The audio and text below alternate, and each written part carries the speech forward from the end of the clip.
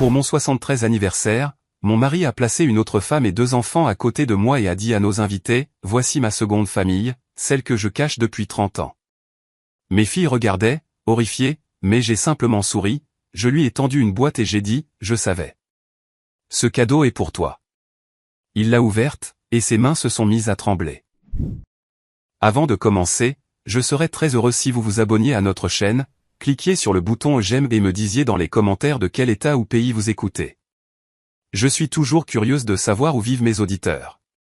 Profitez de l'histoire. Le matin de mon 73 anniversaire sentait le café éthiopien Yirgacheffe fraîchement moulu et les pétunias de mon jardin. Je me suis réveillé comme toujours sans réveil, exactement à 6 heures. Le soleil venait à peine de toucher la cime des vieux pacaniers. Ses rayons obliques dessinaient de longues lignes chatoyantes sur le sol de la véranda grillagée. J'adore ce moment. Le silence est encore épais, intact par l'agitation de la journée. Dans ces instants, on a l'impression d'entendre l'herbe pousser. Je me suis assise à la table que Langston a construite il y a environ 40 ans et j'ai regardé mon jardin. Chaque arbuste, chaque parterre de fleurs, chaque sentier sinueux, tout cela avait été imaginé et cultivé par moi. Cette maison, cette résidence secondaire à la périphérie d'Atlanta, était ma salle de concert inachevée. Il y a longtemps, dans une autre vie, j'étais une jeune architecte très prometteuse.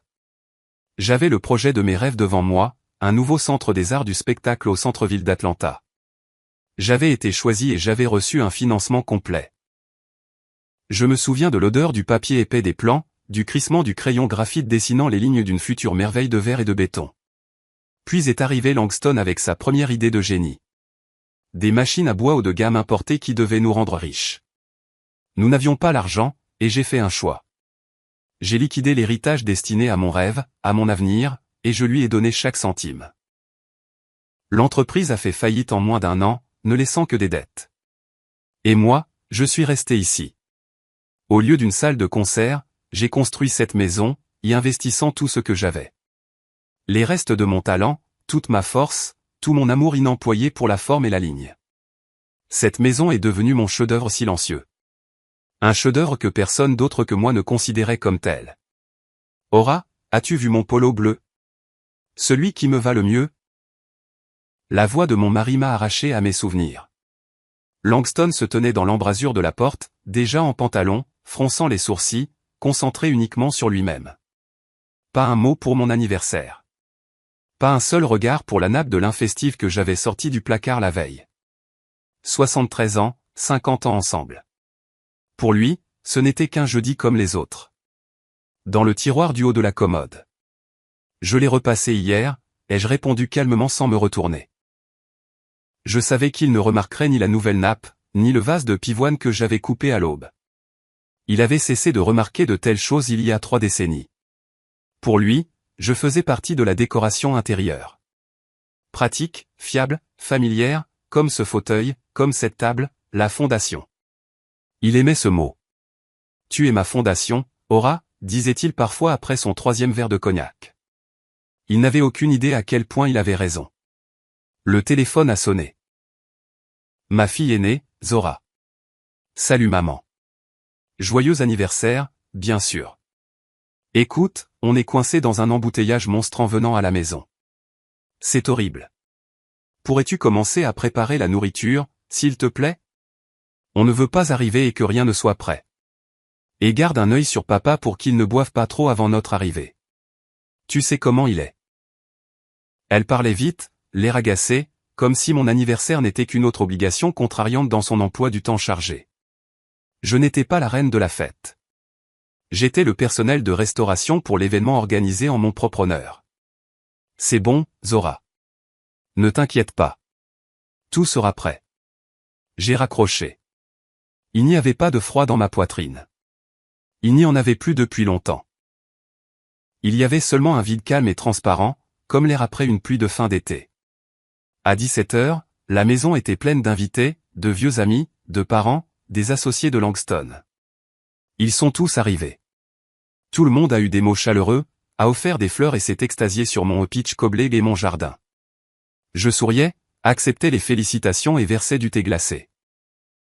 Je jouais mon rôle, celui de l'épouse, de la mère et de la maîtresse de maison heureuse de cette grande et accueillante demeure du Sud. Un rôle que j'avais écrit et répété pendant un demi-siècle. Langston était dans son élément. Il passait d'un groupe à l'autre, tapotant les hommes dans le dos, offrant des compliments aux dames. Il était le centre de ce monde, l'homme en charge. Il parlait de ses succès au travail, de l'affaire lucrative qu'il était sur le point de conclure. Il disait « Ma maison, mes arbres ». Et personne ne le contredisait. Personne ne savait que cette maison, tout comme notre appartement à Buckhead et toutes nos économies, avait été enregistrée uniquement à mon nom sur l'insistance de mon sage père. C'était ma forteresse silencieuse et invisible, mon dernier bastion. Ma plus jeune fille, Anise, est arrivée. Elle a été la seule à me serrer dans ses bras, pas seulement pour les apparences, mais vraiment fort. Elle m'a regardé dans les yeux et m'a demandé doucement, « Maman, ça va ?» « Je vais bien, ma chérie », ai-je souri. Elle a hoché la tête, mais son regard trahissait une pointe d'anxiété. Anise a toujours ressenti les choses plus que les autres. Depuis longtemps, elle regardait son père avec une désapprobation silencieuse et froide que lui, dans son égocentrisme, ne remarquait tout simplement pas. Puis le moment que j'attendais et redoutais depuis un an est enfin arrivé. Langston a pris une coupe de champagne et l'a tapotée avec un couteau, demandant le silence. Les invités se sont tus, attendant un toast. Il se tenait au centre de la pelouse, grand, encore bel homme à 75 ans, les tempes grisonnantes et la posture d'un homme convaincu de son droit à tout. Amis, famille, commença-t-il d'une voix forte avec une pause théâtrale. Aujourd'hui, nous célébrons l'anniversaire de ma chère Aura, mon roc, ma fidèle compagne. Il m'a regardé et dans ses yeux, je n'ai vu que de l'autosatisfaction. Mais aujourd'hui, je veux faire plus que simplement lui souhaiter le meilleur. Je veux enfin être honnête avec vous tous, avec moi-même et avec elle. Les invités ont échangé des regards. Je suis resté immobile, sentant des dizaines d'yeux curieux sur moi. Anise était figée à côté de moi, sa main a trouvé la mienne. Ami, continua Langston, sa voix tremblant d'un triomphe mal dissimulé. Pendant 30 ans, j'ai vécu une double vie, et aujourd'hui, je veux arranger les choses. Il a fait un signe à quelqu'un qui se tenait près du portail. Une femme d'une 50aine d'années est apparue dans le cercle de lumière, bien entretenue, avec un regard dur et évaluateur. Je l'ai reconnue. Ranata. Elle avait été ma subordonnée au cabinet d'architecture. Derrière elle se tenaient deux jeunes gens, un garçon et une fille, au visage tout aussi confus et provocateur. Langston s'est approché d'eux, a passé un bras autour des épaules de Ranata et l'a amené juste devant moi. Aura a été une fondation si stable, a-t-il dit, regardant par-dessus ma tête les invités. Si stable qu'il s'est avéré que je pouvais construire non pas une, mais deux maisons dessus. Cette fondation nous a tous soutenus. Alors, je vous demande d'accueillir mon véritable amour, Ranata, et nos enfants, Keon et Olivia. Il est temps que tous mes succès soient partagés par toute ma famille. Il a dit cela et a physiquement placé Ranata à côté de moi, si près que je pouvais sentir son parfum âcre. Il l'a placé comme pour un portrait de famille. Ma fille aînée, Zora, a eu le souffle coupé. Anise m'a serré la main jusqu'à ce que mes jointures blanchissent. Les rires et les conversations se sont figés en plein milieu. Un silence retentissant, incroyable, s'est installé sur la pelouse. À ce moment-là, je n'ai pas senti le sol se dérober sous mes pieds ni mon cœur se briser. Non, j'ai ressenti autre chose. Quelque chose de très calme et de définitif. Un déclic froid et distinct. C'était comme la clé dans une serrure lourde et rouillée qui avait résisté si longtemps et qui, finalement, a tourné, et la porte massive en acier s'est fermée pour toujours. Et puis c'est venu. La pensée n'était pas bruyante, ni paniquée. Elle était calme et claire, comme le son d'une cloche solitaire dans l'air glacial. Je me tenais entre mon mari et sa femme, comme le pilier central d'un pont enjambant les deux rives de son mensonge. Le monde autour de nous était en pause. J'ai vu notre voisine, Marie, avec un verre de cocktail figé à mi-chemin de ses lèvres. J'ai vu mon gendre, le mari de Zora, pâlir et faire instinctivement un pas en arrière, comme s'il avait peur d'être frappé par les débris d'une vie qui s'effondre. Le silence était si dense qu'il semblait palpable. Il pressait mes oreilles, étouffant les sons de l'été, le chant des grillons, le bruissement des feuilles. J'ai lentement tourné la tête et j'ai souri, ni amèrement, ni vengeusement. J'ai souri de ce sourire poli et légèrement détaché avec lequel la maîtresse de maison accueille les retardataires. J'ai balayé leur visage stupéfait, m'arrêtant une fraction de seconde sur chacun, leur faisant savoir que je les voyais, que j'étais là, que j'étais pleinement consciente. Puis je me suis retourné vers Langston. Il tenait toujours les épaules de Ranata. Son visage rayonnait d'autosatisfaction et de l'importance du moment. Il attendait ma réaction, attendait des larmes, de l'hystérie, une scène. Il était prêt à être le vainqueur magnanime, calmant la partie perdante. Je me suis dirigé vers la petite table de patio où se trouvait mon cadeau pour lui, une seule boîte nouée d'un ruban de soie bleu marine foncé. Le papier d'emballage était épais, de couleur ivoire et sans fioriture, d'une élégance stricte. Il y a un an, quand j'ai tout découvert, j'ai passé des heures à choisir ce papier. Il était important pour moi que tout soit impeccable. J'ai pris la boîte. Elle était légère, presque sans poids. Je suis retourné vers Langston, qui me regardait avec confusion. Je savais, Langston, ai-je dit. Ma voix n'a pas tremblé. Elle était égale et calme, peut-être un peu plus basse que d'habitude. Ce cadeau est pour toi. J'ai tendu la boîte. Il a hésité un instant. Son scénario, si méticuleusement mis en scène, avait un bug. Cette partie n'y figurait pas. Il a machinalement lâché l'épaule de Ranata et a pris le cadeau de mes mains. Ses doigts ont touché les miens, chauds, légèrement moites. J'ai retiré ma main. Il a regardé la boîte, puis moi. La confusion a vacillé dans ses yeux, rapidement remplacée par un sourire condescendant. Il a probablement pensé que c'était un geste pathétique, une tentative de sauver la face. Peut-être une montre chère ou des boutons de manchette, un cadeau d'adieu. Il a tiré sur le nœud. Le ruban de soie a glissé sur l'herbe comme un serpent sombre. Il a déchiré le papier. Ses mouvements étaient moins assurés maintenant, légèrement plus brusques que nécessaire. Sous le papier se trouvait une simple boîte en carton blanc. Il a ouvert le couvercle. J'ai regardé son visage. À l'intérieur, dans le vide où se trouvait autrefois mon cœur, rien ne bougeait. J'étais une spectatrice au premier rang d'une pièce dont je connaissais la fin par cœur. Il a regardé à l'intérieur. Au fond de la boîte, reposant sur une doublure en satin blanc, se trouvait une seule clé de maison simple.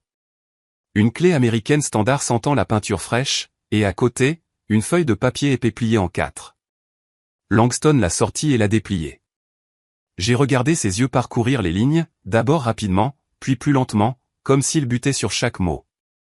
Je connaissais ces mots par cœur. J'avais aidé mon avocat à les rédiger. Notification de rupture de mariage pour cause d'infidélité conjugale de longue durée basée sur des documents de propriété unique. Nous vous notifions par la présente le gel immédiat de tous les comptes et biens communs. Ordre de cesser et de s'abstenir. Accès à la propriété située aux adresses suivantes. 1. De Carr Street, Atlanta GA, la maison. 2. Le Buckhead Condo, Atlanta GA, l'appartement. Sa main gauche, celle qui tenait la feuille, a été la première à trembler, une secousse fine, presque imperceptible qui est remontée jusqu'à son épaule.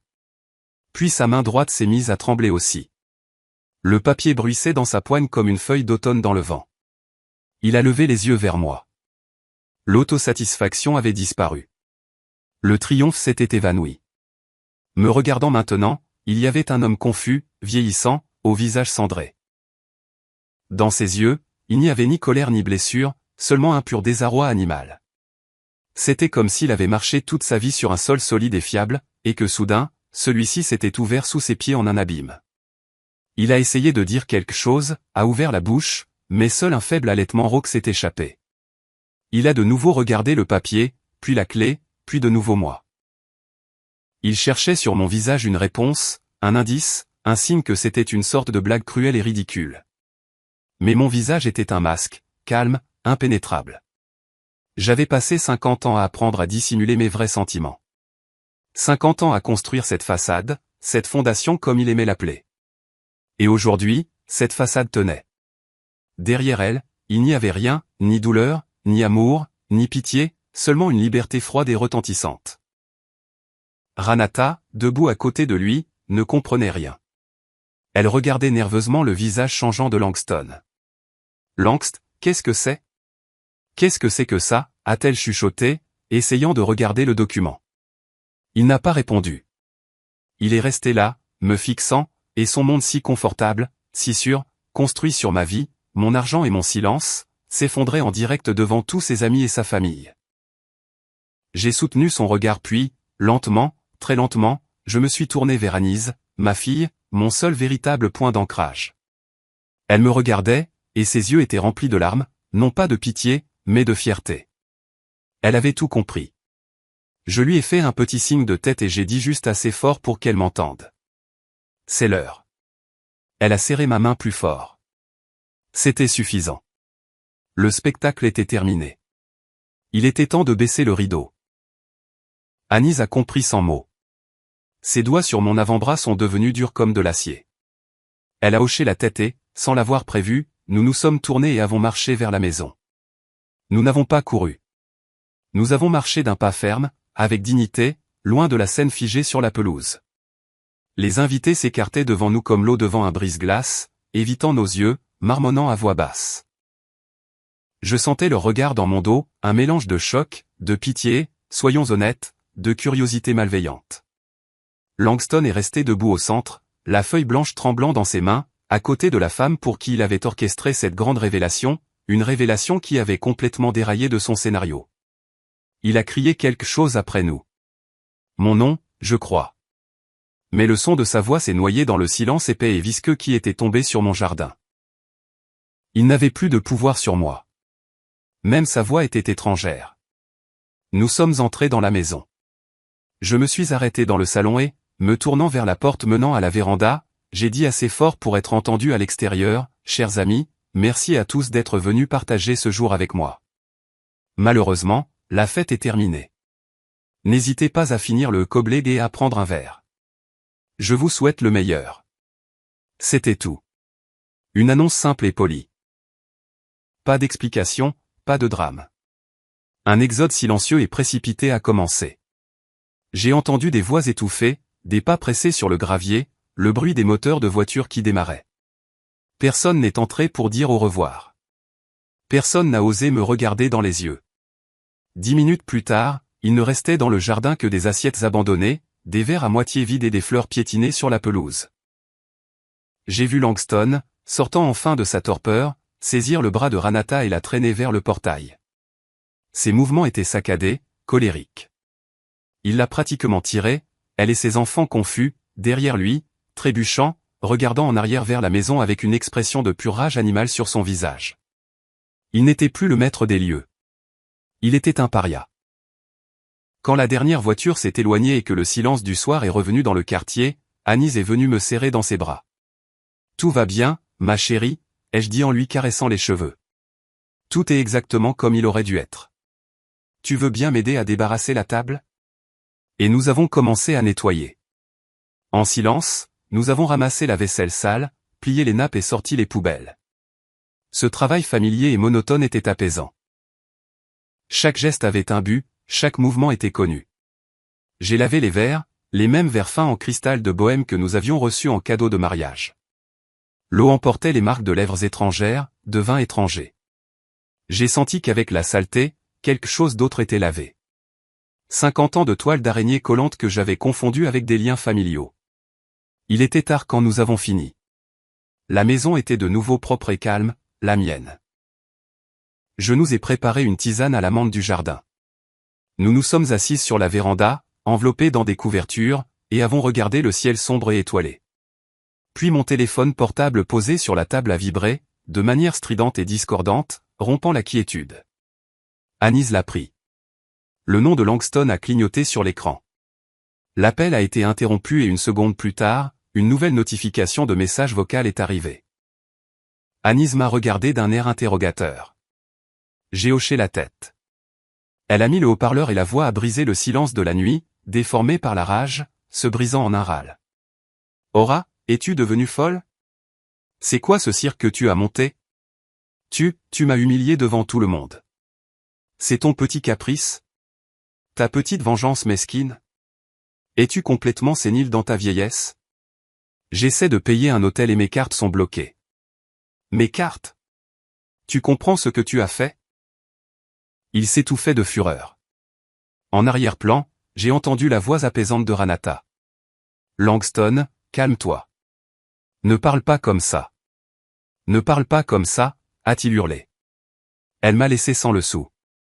Aura, je ne sais pas quelle crise de la quarantaine tu traverses, mais je te donne jusqu'à demain matin. Jusqu'à demain matin pour tout réactiver. Appelle la banque et dis que c'était une erreur. Une blague ridicule. Sinon, je te jure que tu le regretteras. Tu m'entends? Tu le regretteras amèrement. Ressaisis-toi avant qu'il ne soit trop tard. Le message s'est coupé. Nous sommes restés assis en silence pendant un certain temps. Même les grillons semblaient s'être tus. Anis m'a regardé. Son visage était tendu. Maman? J'ai lentement pris ma tasse de thé qui refroidissait. Mes doigts étaient stables. J'ai pris une gorgée. Le goût de la menthe était frais et pur. Il ne comprend toujours pas, ai-je dit. Lui et Ranata. Il pense que c'est une crise. Un caprice de femme. Un bluff comique et stupide qui se terminera demain matin quand je reviendrai à la raison. Ils n'ont pas vu le plan, la préparation, ni la fureur froide qui s'est accumulée en moi pendant un an et s'est transformée en glace. Ils n'ont vu que ce qu'ils voulaient voir. Une femme vieillissante et lésée qui a osé faire une scène. Ils se considèrent toujours comme les maîtres. J'ai regardé Anis. Ses yeux posaient la même question que la voix de Langston. Et maintenant? J'ai posé la tasse sur la table. Le son de la porcelaine sur le bois a été le seul bruit cette nuit-là. J'ai rendez-vous avec mon avocat à 10 heures demain matin, ai-je dit doucement.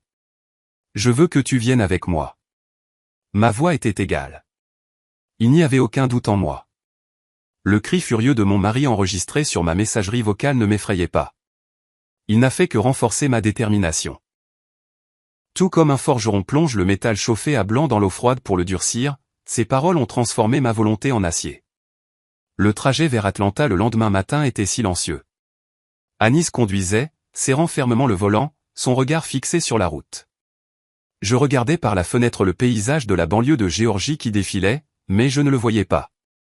Je ne voyais que son visage, déconcerté, rouge de colère, déformé par l'incompréhension. Il croyait toujours que c'était ma gaffe, quelque chose qui pouvait être annulé comme une mauvaise commande au restaurant. Il ne réalisait pas que la veille n'était pas le début, mais la fin.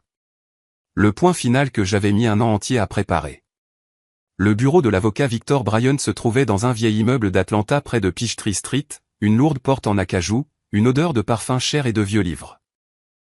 Victor Bryant lui-même était un homme à l'image de son bureau, solide, plus âgé, avec un regard attentif et impénétrable. Il avait travaillé avec mon père, c'est pourquoi je l'avais sollicité. Je savais que je pouvais lui faire confiance. Il nous a accueillis à la porte, nous a conduites à une grande table et nous a offert du café. Nous avons refusé. Eh bien, Aura, a-t-il commencé lorsque nous nous sommes assises, parlant d'un ton égal et professionnel. Comme nous en avons convenu, toutes les notifications initiales ont été envoyées, et les comptes et biens sont gelés. La procédure a été lancée. Langston ou ses représentants vous ont-ils contacté? Il y a eu un message vocal, ai-je répondu calmement. Des menaces et des accusations d'hystérie. Victor Bryant a hoché la tête comme si c'était exactement ce à quoi il s'attendait. C'est prévisible. Il n'a pas encore saisi la gravité de la situation. Il joue toujours son jeu habituel où il est le patron, mais cela va bientôt changer. Il a fait une pause, joignant ses mains sur la table. Son regard s'est durci. Aura, nous avons lancé les procédures standards. Mais il y a autre chose.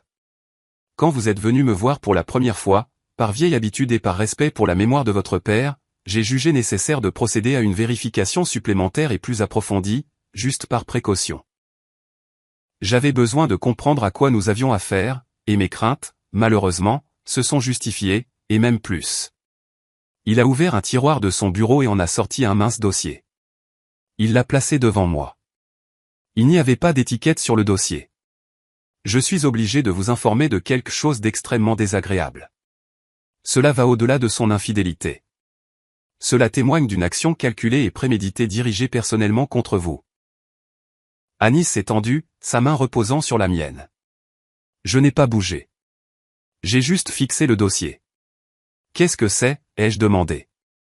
Victor Bryant a ouvert le dossier et a glissé plusieurs feuilles vers moi. Ceci est une copie d'une requête déposée par votre mari il y a 2 mois auprès de l'unité de santé comportementale du comté.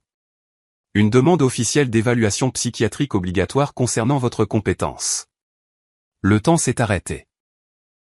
J'ai entendu Annie halter à côté de moi, mais j'ai simplement fixé le document, un formulaire officiel, un texte dactylographié, et en bas, la signature large et familière de Langston. C'est la première étape légale, a poursuivi la voix impassible de l'avocat, semblant venir de loin. Nécessaire pour faire déclarer une personne incompétente et obtenir la tutelle sur elle, et par conséquent, l'autorité complète pour gérer tous ses biens. J'ai pris la feuille du dessus. C'était une liste de soi-disant symptômes que mon mari aurait observés. J'ai commencé à lire. Égare fréquemment ses objets personnels. Ne se souvient pas où elle a placé ses lunettes, ses clés ou ses documents, ce qui suggère une perte progressive de la mémoire à court terme. Je me suis souvenu avoir cherché mes lunettes de lecture une semaine auparavant pour les retrouver sur ma tête. Annie et moi en avions ri. Fait preuve de désorientation dans la vie quotidienne. Confond les produits de base du garde-manger tels que le sel et le sucre, ce qui peut présenter un danger pour elle-même et pour les autres. J'avais une fois, par distraction, mis du sel dans le sucrier. Je l'avais remarqué 1 minute plus tard et l'avais corrigé. Langston avait plaisanté, « Tu travailles trop, maman ». Il ne plaisantait pas, il collectait. Montre des signes d'isolement social et d'apathie, refuse de voir des amis, passe de longues périodes seul dans le jardin et converse avec les plantes, ce qui peut indiquer un détachement de la réalité. Mon jardin, mon seul sanctuaire, mes heures tranquilles parmi les pivoines et les roses où je pouvais respirer. Il avait même transformé cela en symptôme de maladie, en arme contre moi. J'ai continué à lire. Chaque ligne était un poison, un grain de vérité déformé au-delà de toute reconnaissance, soigneusement mélangé à des mensonges flagrants. Chaque geste innocent, chaque moment de fatigue, chaque cas d'oubli lié à l'âge, tout était inversé et présenté comme une preuve de ma folie. Mes mains posées sur la surface polie de la table ne tremblaient pas, mais je sentais la chaleur s'échapper de mes doigts. D'abord l'un, puis l'autre. Le froid a lentement grimpé jusqu'à mes paumes, mes poignets. C'était comme si mon sang se retirait, laissant derrière lui un vide glacial. J'ai levé les yeux et j'ai regardé par la fenêtre. La vie battait son plein derrière la vitre épaisse. Les gens se dépêchaient, les voitures avançaient au pas dans les embouteillages. Le soleil brillait. Mais pendant un bref instant, toute cette journée bruyante et animée d'Atlanta s'est figée pour moi. Les sons ont disparu. Un silence absolu, comme un vide, est tombé. Et dans ce silence, j'ai compris que ce n'était pas seulement de l'infidélité. L'infidélité, c'est la trahison de l'amour. Mais il s'agissait d'autre chose. Une destruction complète, froide, calculée. Il ne voulait pas seulement partir pour une autre femme. Il voulait m'effacer. Me dépouiller non seulement de ma maison et de mon argent, mais de mon esprit, de mon nom, de mon être même. Me transformer en une ombre sans voix enfermée entre 4 murs, pendant que lui et son véritable amour profitaient de tout ce que j'avais créé dans ma vie. La dernière braise chaude dans mon âme, que j'avais peut-être inconsciemment gardée pour lui, une braise de pitié ou de souvenirs partagés, ne s'est pas seulement éteinte. Elle s'est transformée en un morceau de glace. J'ai lentement posé les documents sur la table, les empilant soigneusement. J'ai regardé Victor Bryant, puis le visage pâle et effrayé d'Annie. « Merci, Victor » ai-je dit. Ma voix était tout aussi égale qu'avant, mais quelque chose en elle avait changé. Quelque chose de permanent. Le tableau est maintenant complet. Quelles sont nos prochaines étapes? Victor Bryant a agi rapidement, avec l'efficacité froide et affûtée d'un chirurgien retirant une tumeur. Pendant qu'Annie et moi retournions à la maison, ses coursiers livraient déjà des notifications à travers Atlanta. Ses assistants appelaient déjà les banques. Le mécanisme que j'avais si longuement et minutieusement préparé a été mis en marche d'un simple hochement de tête dans son bureau. Le premier coup, comme Victor me l'a raconté plus tard, a trouvé Langston là où il s'y attendait le moins, en train de prendre son petit déjeuner dans un hôtel cher. Lui et Renata discutaient probablement encore de ma crise ridicule, planifiant comment ils accepteraient magnanimement mon repentir. À ce moment-là, un homme en costume impeccable s'est approché de leur table et a silencieusement posé une épaisse enveloppe devant Langston. À l'intérieur, il n'y avait pas seulement des papiers de divorce. il y avait une ordonnance du tribunal lui interdisant de m'approcher ou de me contacter, sauf par l'intermédiaire d'avocats, et un mandat distinct lui interdisant d'entrer dans toute propriété enregistrée à mon nom. Je peux l'imaginer en train de lire. Comment le sourire condescendant a glissé de son visage, remplacé par des plaques rouges de colère. Il a probablement froissé le papier, l'a jeté par terre, criant à l'abus de pouvoir et que la moitié de tout lui appartenait. Il le croyait encore. Il croyait que sa présence de 50 ans dans ma vie lui donnait automatiquement droit à tout ce que j'avais gagné, construit et économisé. L'étape suivante fut une réalité contre laquelle il s'est écrasé comme une vague contre un rocher. Ils se sont rendus à l'appartement de Buckhead. Il avait probablement l'intention de faire une scène, de défoncer la porte et de prouver qui était le patron. Au lieu de cela, il est resté sur le palier, enfonçant impuissant sa clé dans la nouvelle serrure brillante. Sa clé ne rentrait plus. Il pouvait sonner, frapper ou crier. La porte est restée silencieuse. Cette porte, que j'avais choisie il y a 30 ans, tapissée de cuir foncé, lui était maintenant étrangère, une barrière insurmontable. J'étais à la maison pendant ce temps. Un serrurier est arrivé, un homme plus âgé et taciturne. Il a travaillé rapidement et silencieusement. Avec des bruits de cliquetis et de grincements, il a retiré les anciennes serrures du portail et de la porte d'entrée, celle dont Langston avait les clés. Je me tenais sur la véranda et j'écoutais ces sons. Chaque tour de tournevis, chaque clic du nouveau mécanisme était une musique. La musique de la libération. Ce n'était pas de la vengeance. C'était de la désinfection. Je nettoyais ma maison de la saleté. Le coup le plus humiliant l'attendait dans la rue, devant l'immeuble. Alors que, épuisé et en colère, il s'apprêtait à partir pour concocter un nouveau plan, il a vu une dépanneuse s'approcher de sa voiture, le SUV noir étincelant que je lui avais offert pour son grand anniversaire il y a 3 ans. 2 ouvriers en gilet orange ont efficacement accroché le véhicule et ont commencé à le hisser sur la plateforme. Langston s'est précipité vers eux, agitant les bras, criant quelque chose à propos de la propriété privée. Mais le contremaître lui a silencieusement remis les papiers, un avis officiel de restitution de la propriété au propriétaire légitime. Mon nom était sur le papier. Ora Holloway. Propriétaire. J'imagine le visage de Ranata à ce moment-là. Elle se tenait à proximité sur le trottoir, regardant le symbole de leur sécurité, de leur statut, s'éloigner lentement vers l'inconnu. Les cartes bloquées sont un inconvénient. Les papiers de divorce sont un scandale. Une porte verrouillée est une insulte. Mais lorsque votre voiture est remorquée juste devant vous, lorsque vous vous retrouvez debout sur un trottoir d'Atlanta sans argent, sans maison et sans moyen de transport, c'est là que la prise de conscience frappe. À ce moment précis, je suis sûr que sa condescendance s'est transformée en peur. Elle a regardé son homme qui criait impuissant après la dépanneuse, et elle a compris. Elle a compris qu'il n'avait pas affaire à une vieille femme offensée et en larmes, ni à une victime que l'on pouvait calmer et tromper. Il s'était heurté à quelque chose de froid, de silencieux et d'absolument méthodique. Un bourreau silencieux qui ne criait ni ne menaçait, mais qui, pas à pas, coupait tout ce qui les reliait à leur monde familier. La panique, je suppose, est venue plus tard dans la soirée. Cette panique animale et poisseuse d'une personne qui réalise soudain qu'elle n'a plus rien.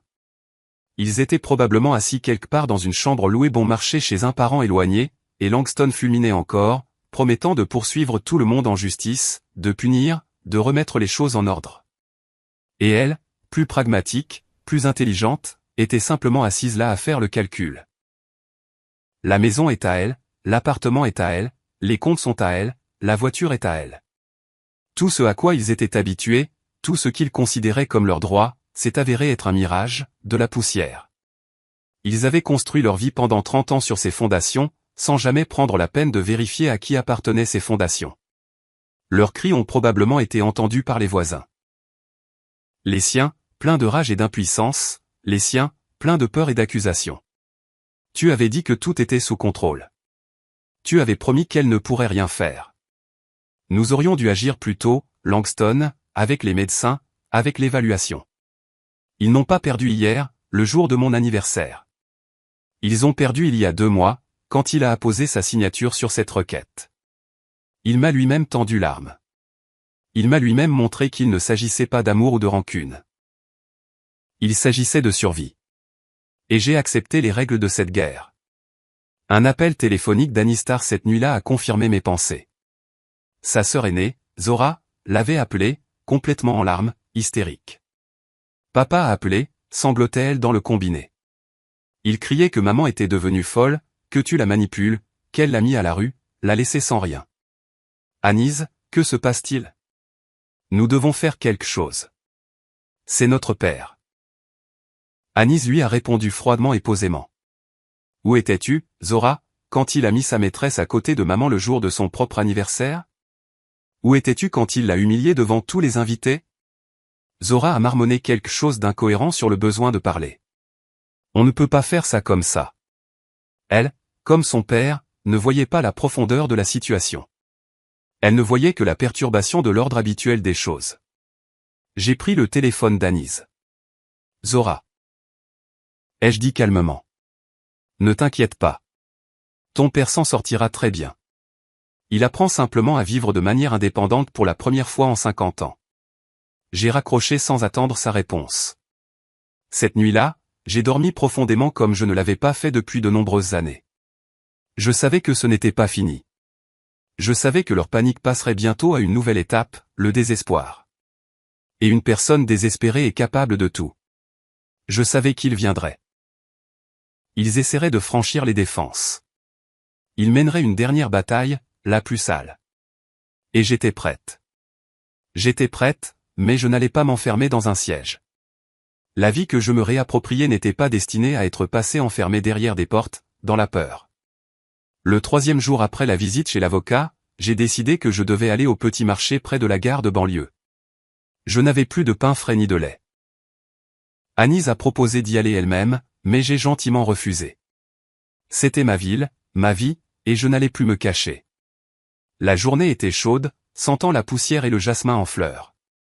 Je marchais sans hâte, appréciant les choses simples, le soleil sur mon visage, le poids du sac de course léger dans ma main, la sensation de la terre ferme sous mes pieds. J'ai acheté tout ce dont j'avais besoin. Une miche de pain au levain, une brique de beurre, du fromage de chèvre. Rien de spécial. Juste de la nourriture, juste la vie. Il m'attendait à la sortie. Une voiture, vieille et cabossée, pas la leur, apparemment empruntée à une connaissance, a freiné brusquement juste au bord du trottoir. Langston en est pratiquement tombé. Ranata a suivi plus lentement, mais avec la même détermination prédatrice. Ils avaient l'air affreux. Langston portait le même polo bleu que je lui avais repassé pour mon anniversaire, mais maintenant il était froissé. Le col était sale. Des cernes sombres sous les yeux. Ranata était sans sa coiffure impeccable habituelle. Son visage était pâle et en colère. Le vernis avait disparu. Il ne restait que la fatigue et une panique mal dissimulée. Ils se sont placés devant moi, me barrant le chemin. Aura, a commencé Langston.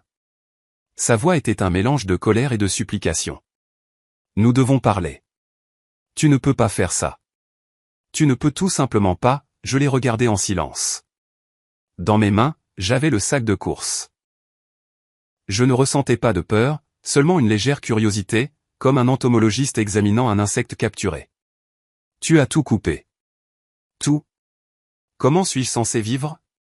Tu m'as jeté dehors comme un chien après 50 ans. 50 ans de notre vie. Comprends-tu seulement ce que tu fais? Il agitait les mains, essayant d'attirer l'attention des passants. Quelques personnes se sont retournées, mais voyant une querelle de famille typique, elles ont immédiatement perdu tout intérêt. Je suis restée silencieuse. Je l'ai laissé se défouler. Je savais que sous ce torrent de colère, il n'y avait que de la peur. Il faisait toujours ça. Quand il avait peur, il se mettait à crier. Voyant que sa rage ne me faisait aucune impression, il a changé de tactique. Ses épaules se sont affaissées. Sa voix s'est adoucie. Des notes de supplication pitoyables s'y sont glissées. Ma chérie, souviens-toi de tout. Souviens-toi quand nous étions jeunes? Quand nous avons construit cette maison, comment nous avons élevé nos filles? Rien de tout cela ne signifie-t-il rien? Peux-tu vraiment tout effacer en une seule journée? C'est notre vie ensemble, notre histoire. J'ai fait une erreur. D'accord, je l'admets. Mais est-ce que ça vaut la peine de tout détruire jusqu'aux fondations? Pense aux enfants, aux petits-enfants. Que allons-nous leur dire? Il a essayé de me regarder dans les yeux, cherchant une étincelle de l'ancienne aura. Celle qui pardonnait toujours. Celle qui comprenait toujours. Celle qui se sacrifiait toujours pour son confort. Mais il regardait dans le vide. Cette aura était morte. Il l'avait tuée lui-même il y a 2 mois quand il avait écrit ces mots mensongers sur ma folie sur un papier. Ranata se tenait à côté de lui. Elle a compris que ses supplications ne fonctionnaient pas et a décidé d'entrer dans le jeu. Elle s'est avancée. Son regard était vif et froid. Aura, a-t-elle commencé, essayant de maintenir sa dignité, mais une haine mal dissimulée perçait dans sa voix. Tu peux penser ce que tu veux de moi. Tu peux détester Langston, mais as-tu pensé à mes enfants? Qu'ont-ils fait de mal? Mon fils vient de terminer ses études à Moruse. Il doit commencer sa vie. Ma fille préparait son mariage. Tu détruis leur avenir. Quelle que soit ton opinion sur nous, ce sont ses enfants. Ils ont droit à son soutien. Tu ne lui prends pas seulement tout. Tu le leur prends à eux aussi. As-tu un cœur? Elle a essayé de faire appel à la pitié, à la culpabilité. C'était leur dernière carte. Ils pensaient que moi, comme toute femme normale, je serais incapable de rester indifférente au sort d'enfants innocents. Je les ai écoutés patiemment, sans les interrompre. Je les ai laissés tout déverser. Sa rage, ses souvenirs pathétiques, son inquiétude hypocrite pour sa progéniture. J'ai regardé leur visage, déformés par le désespoir, et je n'ai rien ressenti. Ni colère, ni triomphe, ni pitié, seulement une clarté froide et cristalline. Quand ils se sont enfin tus, épuisés, une brève pause a flotté dans l'air. J'entendais le train de banlieue qui passait, le bruit des enfants qui riaient à proximité. Le monde continuait sa vie habituelle, indifférent à notre petit drame. J'ai déplacé mon regard du visage de Ranata à celui de Langston. Je l'ai regardé droit dans les yeux, profondément, pour qu'il sache que je voyais clair en lui. J'ai vu toute sa lâcheté, toute sa faiblesse, toute sa pourriture. Et puis j'ai posé ma question, presque un murmure, mais chaque mot a résonné dans le silence comme un marteau frappant du verre. Était-ce ton idée ou la sienne de me faire déclarer incompétente? Ce n'était pas une accusation. C'était juste une question. Mais elle les a frappés comme une gifle, un coup physique. J'ai vu le sang quitter le visage de Langston. Il est devenu d'une blancheur mortelle. Sa bouche s'est ouverte, mais il n'a pas pu émettre un son. Il a instinctivement reculé d'un demi-pas comme si je lui avais jeté de l'acide au visage. Ranata s'est figée. Ses yeux se sont agrandis d'horreur. Le masque de la noble mère est tombé instantanément, révélant le grognement prédateur d'une voleuse prise sur le fait. Ils m'ont tous les deux regardé avec la même peur animale, la peur d'être démasqués. À ce moment-là, ils ont cessé d'être une équipe. Ils se sont regardés, et dans leurs yeux, il n'y avait pas de confiance, mais de la suspicion. L'as-tu laissé échapper? Est-ce à cause de toi qu'elle a découvert? Leur union pitoyable, construite sur le mensonge et le calcul, s'est fissurée juste sous mes yeux. Je n'ai pas attendu de réponse. La réponse était écrite sur leur visage. Je les ai simplement contournés comme on contourne 2 poteaux sur la route et j'ai continué vers ma maison. Je n'ai pas regardé en arrière. Derrière moi, j'ai entendu leur silence assourdissant et retentissant. Ils sont restés debout sur le trottoir, écrasés, détruits par une seule phrase. Je suis rentré chez moi en tenant fermement le sac de pain et de babeur. Et pour la première fois depuis de nombreux mois, j'ai eu l'impression de ne pas retourner dans une forteresse, mais simplement à la maison. Leur désespoir, comme je l'avais prédit, a pris une nouvelle forme. Il s'est transformé en ruse, sale, pathétique, mais prévisible. 2 jours plus tard, Zora m'a appelé. Elle pleurait. Maman, je t'en supplie, sanglotait-elle au téléphone. Papa est anéanti. Il est prêt à tout pour simplement parler. Oncle Elias est là. Tante Thelma, nous sommes tous si inquiets. Retrouvons-nous chez moi, tous ensemble, calmement, en famille. S'il te plaît, maman, pour moi. Je savais que c'était un mensonge. La réunion de famille était leur dernier bastion. Leur dernière tentative de monter une pièce où ils étaient les victimes, et moi la vieille folle égarée par ma jeune fille avide. Ils rassemblaient un public, un jury de parents dont ils pouvaient encore influencer les opinions. D'accord, Zora, ai-je dit d'une voix égale. Anis et moi viendrons. À quelle heure? Le soulagement était audible dans la voix de Zora. Elle ne réalisait pas que je ne venais pas pour une négociation. Je venais pour une exécution. Nous sommes arrivés à l'appartement de Zora exactement à 19 heures. Son appartement, habituellement si bruyant et accueillant, nous a accueillis avec un silence tendu et épais. Dans le grand salon, sur les canapés et dans les fauteuils, étaient assis des parents, le frère de Langston, Elias, et sa femme, ma cousine Thelma, et la famille de Zora. Ils nous ont tous regardés avec la même expression de gêne et de curiosité anxieuse. Langston et Ranata étaient assis au centre, sur le canapé principal. Ils jouaient une tragédie. Il était voûté, les mains couvrant sa tête comme un roi lyre souffrant. Elle était à côté de lui avec des yeux rougis et une expression lugubre, lui caressant de temps en temps l'épaule avec sympathie.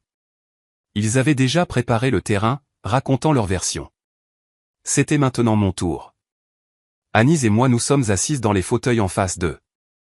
J'ai silencieusement posé mon sac à main par terre.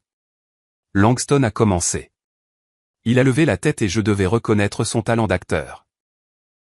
Une douleur authentique résonnait dans sa voix. Ora, famille, je vous ai tous réunis parce qu'une tragédie se déroule. Il parlait lentement, peinant à trouver les mots. Une terrible tragédie avec ma femme, avec notre mère. Je ne sais pas ce qui lui est arrivé. Dernièrement, elle est devenue différente, oublieuse, méfiante. Elle cache des choses, se parle à elle-même. Ses actions, elles sont dépourvues de toute logique. Ce qui s'est passé le jour de son anniversaire, ce qu'elle fait maintenant, ce n'est pas elle, c'est une maladie. Il m'a regardé avec une telle sympathie que, pendant une seconde, on aurait pu croire à sa sincérité. Je comprends que c'est un choc, intervint Ranata d'une voix basse et tremblante. Langston et moi ne voulions pas y croire nous-mêmes. Nous avons essayé d'aider, mais elle n'écoute personne. Sa paranoïa grandit de jour en jour. Et le pire de tout? Fit-elle une pause, jetant un regard rapide et venimeux à ma plus jeune fille, c'est qu'Anis en profite. Elle monte sa mère contre tout le monde, contre son père, contre sa sœur. Elle la manipule pour s'emparer de tous les biens. Ce gel des comptes, ces changements de serrure. Ora n'aurait jamais pensé à ça toute seule. C'est entièrement Anis. Elle a isolé sa mère et fait maintenant ce qu'elle veut d'elle. Nous avons peur pour elle. Nous voulons juste l'aider avant qu'il ne soit trop tard. Elle a terminé et s'est appuyée contre l'épaule de Langston, feignant une impuissance totale. Le silence régnait dans la pièce. Tout le monde nous regardait, Anis et moi. Tante Thelma me fixait avec une pitié non dissimulée. Le frère de Langston, Elias, fronçait les sourcils, clairement perplexe. Zora regardait le sol, honteuse. Ils attendaient notre réaction, attendaient des excuses, des larmes, des cris. Je suis restée silencieuse. J'ai juste regardé Anis, et Anis a compris mon regard. Elle n'a pas élevé la voix. Elle n'a pas argumenté. Elle s'est simplement penchée, a pris le mince dossier du sac à main à côté de moi et l'a posé sur la table basse au centre de la pièce. Le bruit du papier frappant légèrement la surface laquée était assourdissant. Voilà, dit Anis calmement et clairement. Tante Thelma, oncle Elias, voici la requête que mon père a déposée il y a 2 mois. Une demande pour faire déclarer ma mère incompétente. Il y est détaillé comment elle parle aux plantes et confond le sel et le sucre. Elle a ouvert le dossier. Les parents se sont penchés en avant. Elias a pris la première feuille et a commencé à lire. Son visage s'est lentement allongé. Il a tendu le papier à sa femme. Tante Thelma a mis ses lunettes. Langston a bondi. C'est un faux. Anis, de quoi parles-tu? J'ai fait ça par inquiétude. Je voulais l'aider. Calme-toi, papa, dit Anis du même ton glacial. Ce n'est pas tout. Elle a de nouveau fouillé dans son sac à main et en a sorti un petit enregistreur numérique. Elle l'a posé à côté du dossier. Vous parlez de paranoïa et de ma manipulation. Je pense que c'est autre chose. Depuis 6 mois, sachant que quelque chose n'allait pas, j'ai parfois allumé l'enregistreur quand mon père venait nous rendre visite seul, soi-disant pour prendre des nouvelles de maman. Il parlait beaucoup au téléphone. Il pensait que personne ne pouvait l'entendre. Elle a appuyé sur le bouton. Le visage de Langston est devenu aussi blanc que le papier dans le dossier. Ranata s'est agrippée à la coudoir du canapé. Du petit haut-parleur est sortie une voix, sa voix, légèrement déformée, mais absolument reconnaissable. Ouais, Ranata, écoute attentivement. Demain, quand tu parleras au médecin, assure-toi de mentionner les lunettes. Dis qu'elle les cherche 3 fois par jour, et les clés. C'est classique. Il tombe dans le panneau. Une pause, un briquet qui s'allume. Non, n'en fais pas trop. L'essentiel, c'est la cohérence. Pas une seule fois, mais constamment. Dis qu'elle est devenue apathique, désintéressée de tout, qu'elle reste assise dans le jardin toute la journée. Plus il y a de petits détails plausibles, mieux c'est. Nous devons créer une image complète d'un effondrement de la personnalité. J'ai vu le frère de Langston lever lentement les yeux du document et le regarder avec le regard que l'on réserve à quelque chose de vil. Puis Anis a avancé rapidement l'enregistrement et a appuyé de nouveau sur Play. Et cette phrase particulière a retenti. La voix de Ranata, basse, insinuante. Langston, es-tu sûr que ça marchera? Ça prend tellement de temps. Et la réponse de Langston, lasse, cynique, pleine de mépris. Ne t'inquiète pas. Encore quelques mois et tout sera à nous. La poule aux œufs d'or a finalement cessé de pondre. Il est temps de la plumer. Anis a éteint l'enregistreur. Le silence qui a suivi était plus effrayant que n'importe quel cri. Il oppressait, résonnait à nos oreilles. Il semblait même que l'horloge sur le mur avait cessé de faire tic-tac. Langston se tenait au milieu de la pièce, ouvrant et fermant la bouche comme un poisson échoué sur le rivage. Ranata regardait l'enregistreur avec une telle horreur, comme si c'était un serpent venimeux sur le point de la mordre. Elias, son frère, a été le premier à craquer.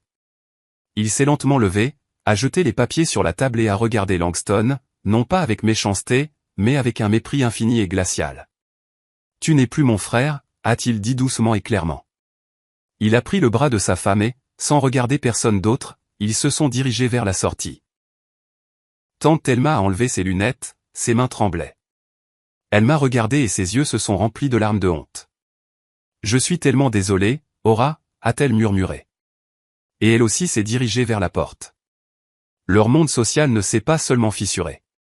Il s'est évaporé, réduit en cendres en une seule seconde, écrasé par le poids d'un court enregistrement audio.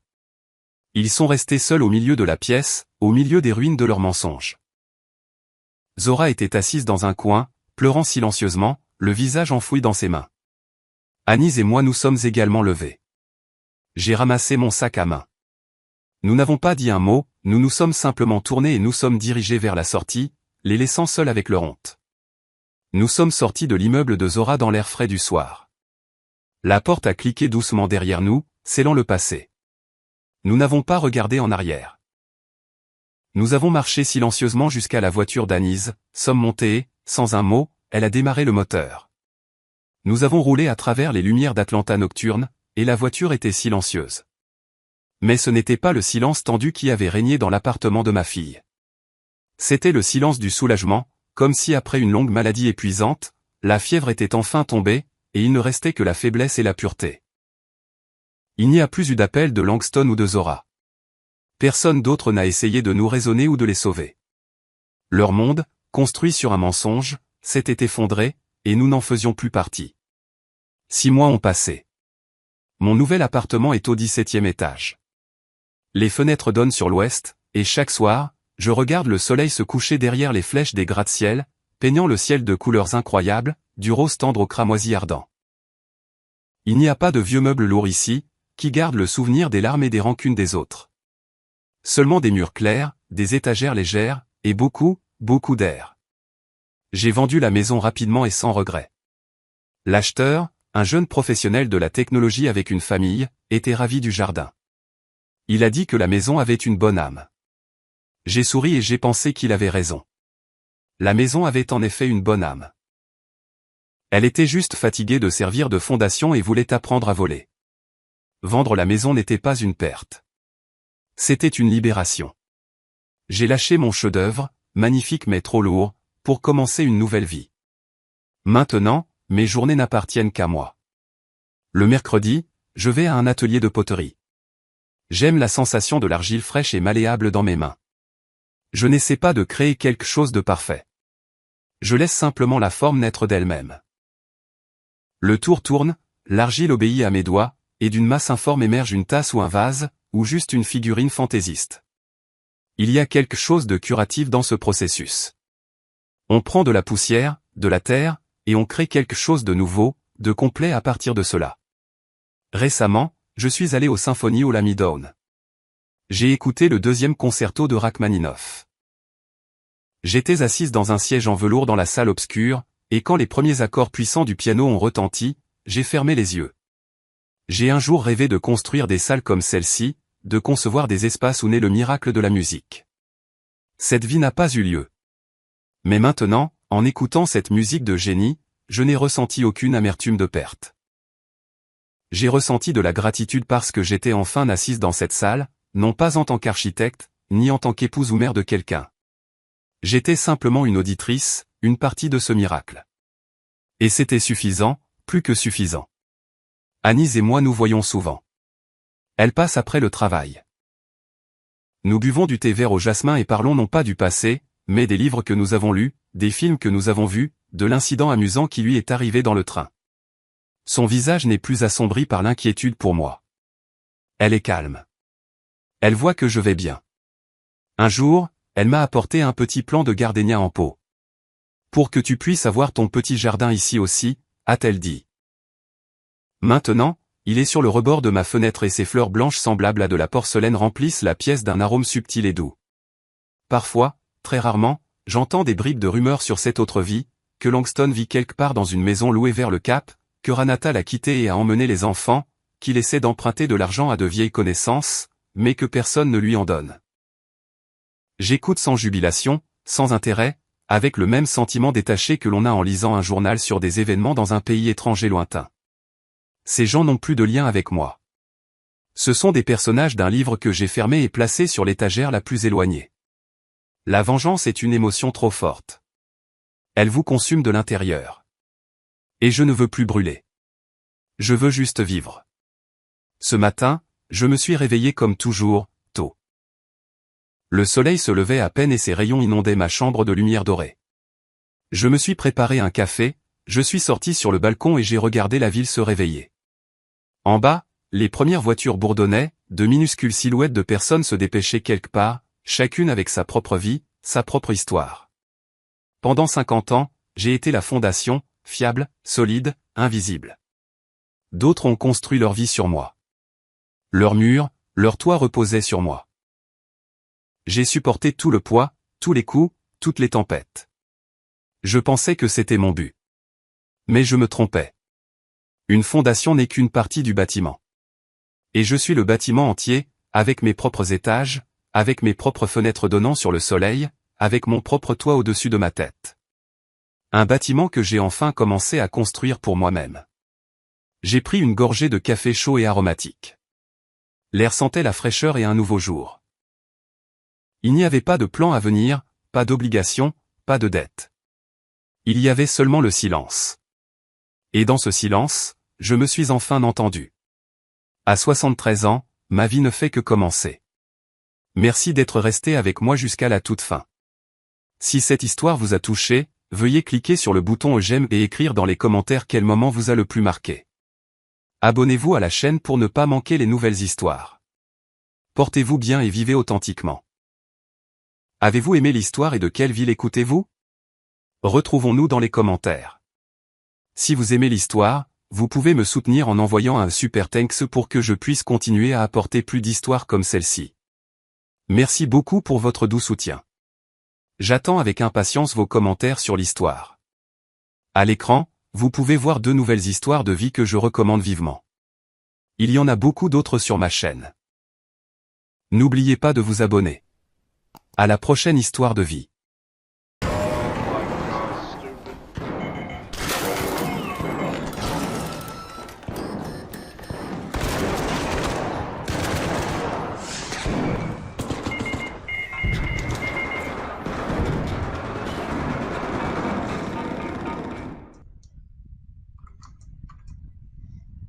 What were you trying to do? Send lobby all game? You want to run it back? Not die. You want to run it back?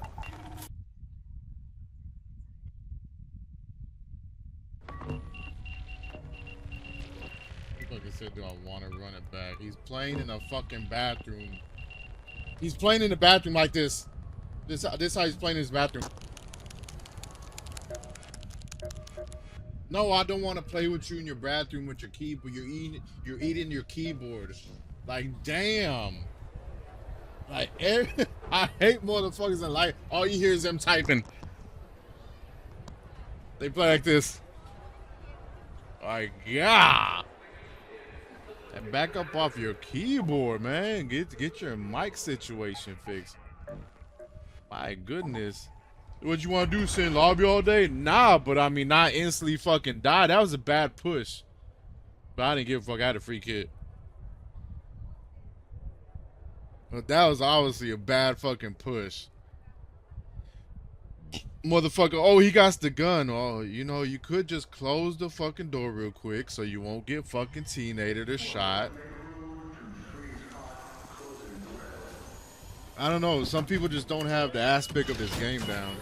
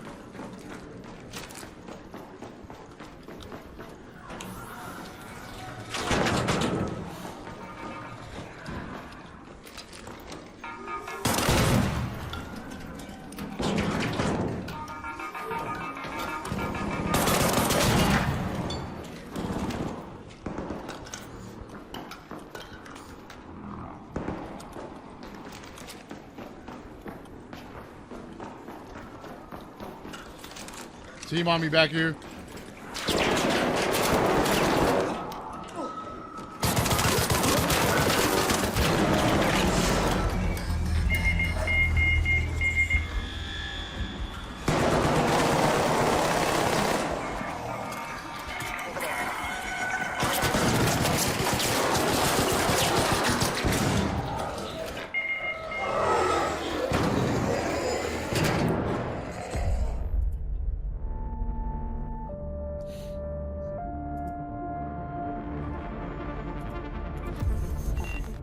Yeah, another typer.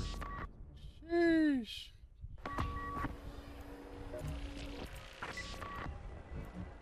I don't understand them and their microphones, how it's picking up their fucking keyboard, man. Get off the damn keyboard. Like, get a better mic. Get a better fucking mic. Adjust your mic to where it's not pointed at your keyboard. Fucking shit. I play with keyboard players and you don't hear their keyboard. That is one of my pet peeves, annoying motherfuckers that have their mic pointed at their fucking keyboard. It's got to be a directional mic, right? Because how the fuck is it picking up? Like, you...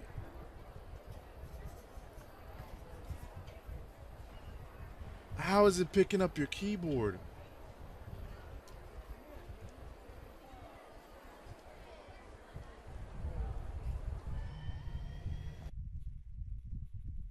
Keyboard warriors.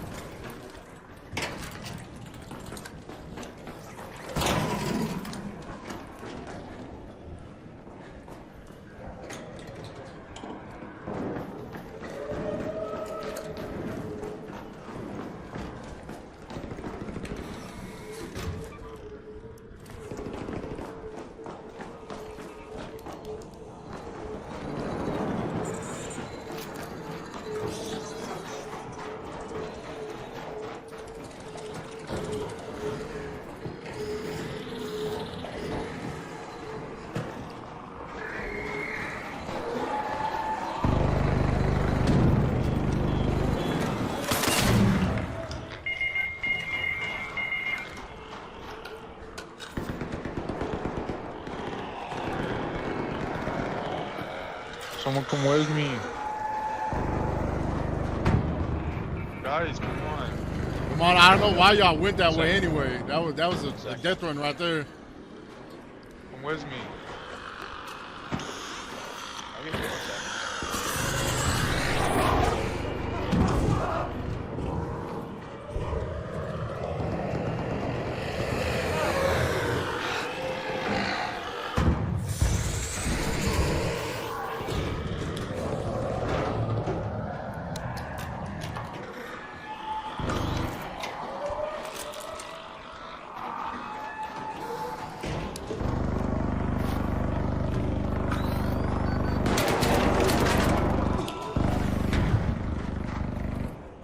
Come with me, bro.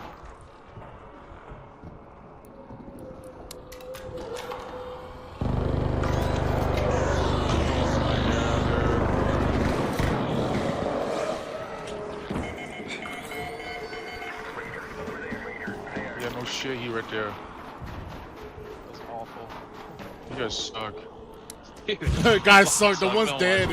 The one's dead. It's always the one's dead that say, "Oh, you guys suck. Yeah, You guys suck." that's crazy. You know Alright, what? Billy. Y'all should have never Hold on. went that way. Honestly, y'all never should have went that way. I was trying to revive him, dude. I know. I get that. You guys suck. Every time, the first one that dies, you guys suck. Oh, yeah. We're not your mama, man. We're not your mama.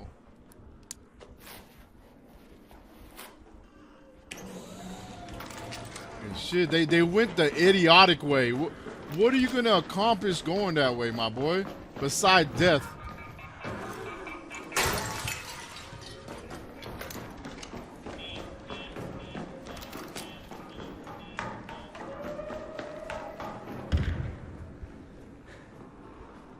Hey, the smart way is the way I went. Although I did run into a firefly, but I didn't die.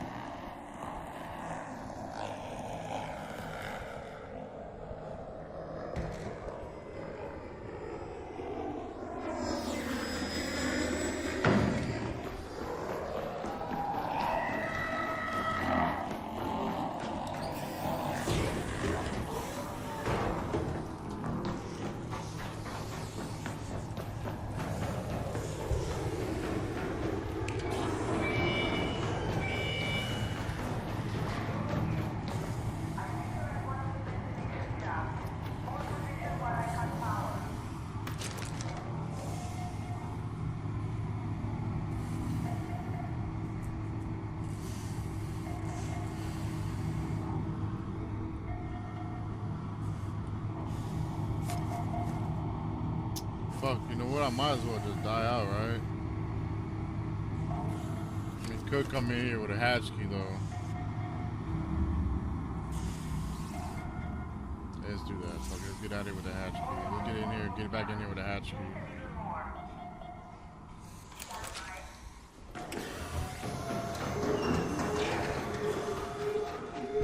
And we got a kettle, so they ain't one of the. I like the kettle and the Pharaoh.